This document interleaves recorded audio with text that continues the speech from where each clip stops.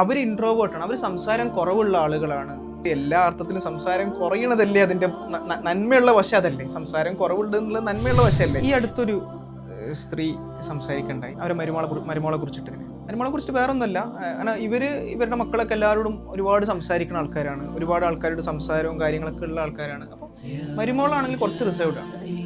മരുമോൾ അവരുടെ മോനായിട്ട് നല്ല ബന്ധത്തിലാണ്, പക്ഷേ ഇവരിങ്ങനെ കുറേ ആൾക്കാരോട് സംസാരിച്ചിരിക്കുന്ന കാര്യങ്ങളൊക്കെ കുറച്ച് സംസാരം കുറവാണ്. അപ്പോൾ പറഞ്ഞു ഓള് കുറേ ഇൻട്രോവേർട്ടാണ്, അങ്ങനെ നമ്മുടെ കുടുംബത്തിൽ വലിയ പ്രയാസമാണ്, ഇതാണ്. അതെങ്ങനെയാണ് പ്രയാസമാവുന്നത്? ഒരാളുടെ ജീവിതത്തിൻ്റെ, ഒരാളുടെ ഒരു രീതിയെ നമ്മൾ എങ്ങനെയാണ് ചോദ്യം ചെയ്യുന്നത്? കുറേ അനാവശ്യമായി സംസാരിക്കണില്ല എന്നുള്ളതല്ലേ നമ്മളതിലൊരു നന്മ കാണേണ്ടത്.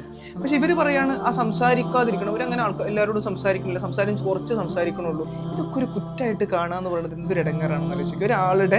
ഒരാളുടെ ഒരു രീതിയെ നമ്മൾ ചോദ്യം ചെയ്യാണ്. അപ്പോൾ അവർ തിരിച്ചു പറയുകയാണെങ്കിലോ ഇവർ വല്ലാതെ സംസാരിക്കുന്നുണ്ട്, ഇവരെ സംസാരം കൊണ്ട് ബുദ്ധിമുട്ടാണെന്നാണ് അത് നിങ്ങൾ അംഗീകരിച്ചു കൊടുക്കും. അപ്പോൾ ചില ആളുകൾ ഇൻട്രോവേർട്ട് ആണ് എന്നുള്ളത് അംഗീകരിച്ചു കൊടുക്കാൻ എത്ര പ്രയാസം, അതെന്തിനും എത്ര മോശമായിട്ടൊരു കാര്യമായിട്ട് കാണുന്നത്?